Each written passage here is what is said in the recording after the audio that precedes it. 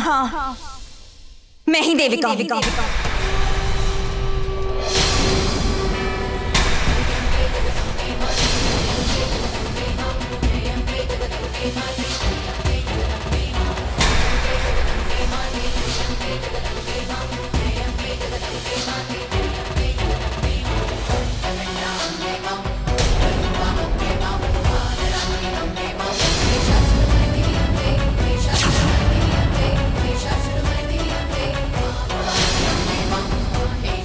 ये सच है कि देविका ही अंबिका है और इससे बड़ा सच और कोई हो ही नहीं सकता।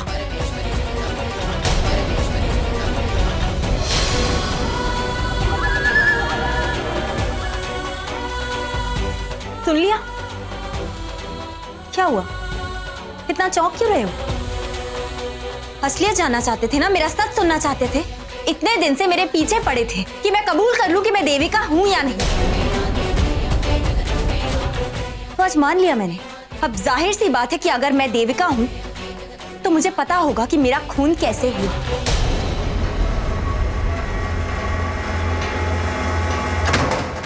क्या सोचते थे तुम कि देविका तुम्हारे हाथ की कोई कठपुतली है जिससे तुम नचाते रहोगे और वो नाचती रहेगी? तुम्हारी इज्जत तुम्हारे जुनून के सामने झुक जाएगी।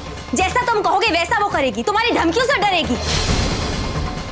लेकिन जब तुमने देखा कि देविका ना डरी तुमसे, ना तुम्हारी इज्जत के सामने झुकी, ना तुम्हारी धमकियों से घबराई, तो तुमने सोचा कि देविका को खत्म कर देना चाहिए।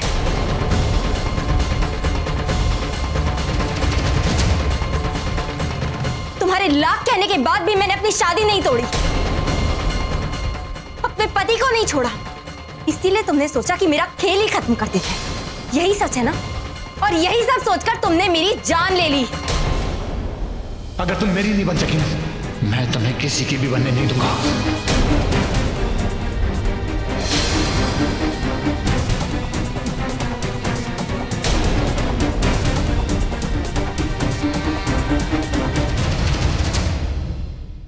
ये तुम क्या भूल रही हो?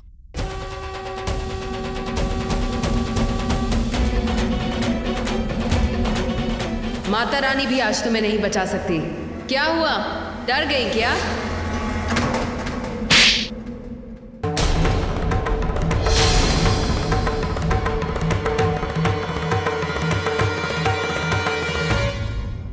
तुम क्या बोलोगी? तुम्हारे जैसी गिरी हुई औरत तो मैंने आज तक अपनी जिंदगी में कभी नहीं देखी। इनफैक्ट तुम तो औरत कहलाने लायक ही नहीं हो। कितनी इज्जत करती थी मैं तुम्हारी, सोचती थी मेरे पति की बॉस है, इसीलिए घर में आती जाती रहती है। मुझे क्या पता था कि मेरे ही पति पर गंदी नजरें थी तुम्हारी। मैं बेवकूफ थी जो सोचती रही कि तुम सिर्फ मेरे पति की बॉस हो। वो तुम्हारे बिजनेस में इतना प्रॉफिट कर रहा है, इसीलिए तुम उस पर इतनी मेहरबान हो। पर आई वाज सो रॉन्ग। असलियत तो कुछ और ही थी। तुम्हारी गंदी नीयत थी उस पर। तुम पाना चाहती थी उसे, मुझे रास्ते से हटाना चाहती थी। इसीलिए वार करती रही ना मुझ पर, चुप चुप कर चालें चलती रही गंदी, और मुझे कुछ समझ ही नहीं आया। अगर मुझे उस वक्त पता होता ना तो कब का तुम्हें बीच में से हटा देती, कभी मेरे और रवि के बीच में आने ही नहीं देती। मुझे लगा बॉस है रवि की, मुझे इज्जत करनी चाहिए तुम्हारी, लेकिन तुम तो इज्जत के लायक ही नहीं हो। लेकिन मुझे ये नहीं पता था कि तुम उसे पाने के लिए इस हद तक गिर जाओगी कि तुम मेरा मर्डर कर दोगी।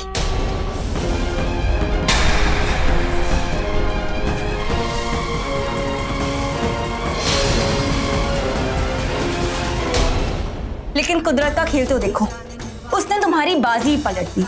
मेरी अंबे माँ ने मुझे बचा लिया। वही अंबे माँ का मंदिर जहां तुम मुझे मारने गई थी,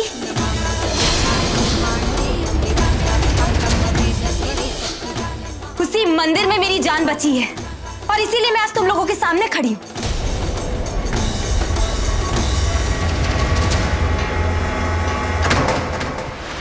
मिस लूथर और साकेत वो दोनों एक दूसरे से मिले हुए मेरी जान लेने की कोशिश कर रहे हैं, और मेरी किडनैपिंग वो भी उन दोनों ने ही कराई थी। सब कुछ उन दोनों ने ही कराया था। दोनों नहीं, हम तीनों।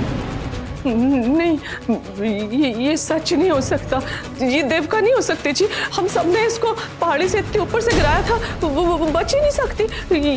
ये कोई और है, ये देविका नहीं हो सकती। तुमने ना जरूर उसकी कहानी सुन ली है, अब वो तुम वही कहानी अब यहाँ पे बोल रही हो। हम सबने तो इतनी बुरी तरह से उसे गिराया था, वो जिंदा बच ही नहीं सकती है जी। वो ये देविका नहीं हो सकती।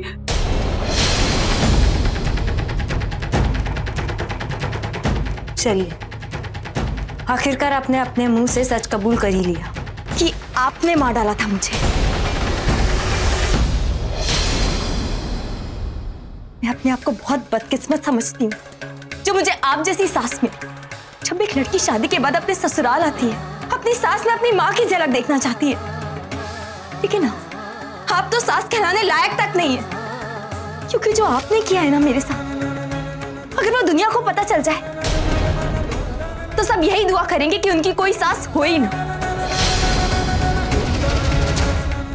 और ऐसा नहीं है कि मैं आपकी असलियत जानती नहीं थी, मैं अच्छे से जानती थी कि आप कैसी हो, कितनी लालची हो, पैसों के लिए किस हद तक जा सकती हो, क्या क्या कर सकती हो। लेकिन फिर भी मैंने दिल से आपकी इज्जत की, आपको प्यार दिया। और मैं सब इसलिए जानती थी क्योंकि शादी की रात को ही मैंने आपको रवि से बात करते हुए सुन लिया था कि आप उसे समझा रही थी कि जल्द से जल्द मेरी प्रॉपर्टी अपने नाम करवा ले, ताकि सारा पैसा आपके नाम हो जाए। इसीलिए आपने शादी करवाई थी ना। लेकिन इतना सब जानने के बाद भी मैंने आपकी इज्जत की। मैंने सोचा शायद मेरा प्यार आपको बदल दे, लेकिन मैं बहुत गलत थी, क्योंकि आपको तो अपने बेटे की कीमत चाहिए थी जो मैं नहीं दे पाई। पर जैसे ही आपको पता चला कि मुझसे आपको कोई फायदा नहीं है, आपने निवेदिता से हाथ मिला लिया। और उसको तो यही चाहिए था, वो तो चाहती थी कि उसका कोई साथ दे ताकि वो रवि को हासिल कर सके, और आपने वही किया। लेकिन आपकी इतनी चालों के बाद भी आज मैं देविका अब भी यहाँ खड़ी आप सबके सामने जिंदा।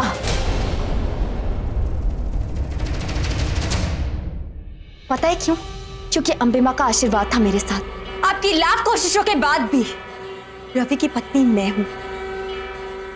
आज भी निवेदिता नहीं, और अंबे माँ ने एक ऐसी औरत को मेरी जिंदगी में भेजा जो मेरे लिए किसी देवी से कम नहीं है।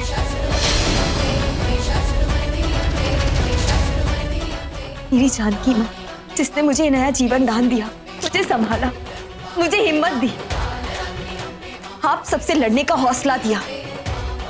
क्या हुआ? अब भी किसी को मेरी बात पर विश्वास नहीं हो रहा?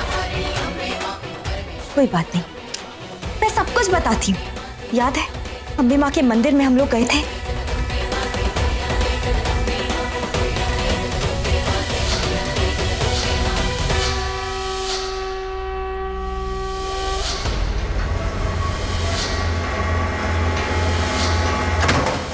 और फिर मुझे मार डाला। सोचा कि मेरे खत्म होने के बाद सब कुछ ठीक हो जाएगा, लेकिन नहीं, क्योंकि उसके बाद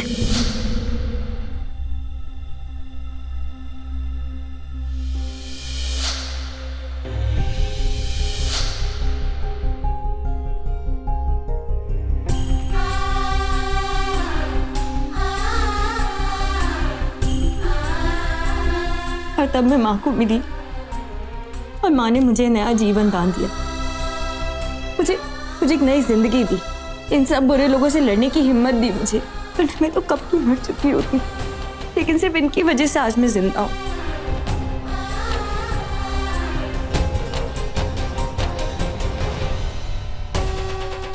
और इसीलिए आज मैं सही सलामत आप सबके सामने खड़ी हूँ, एक नए रूप में।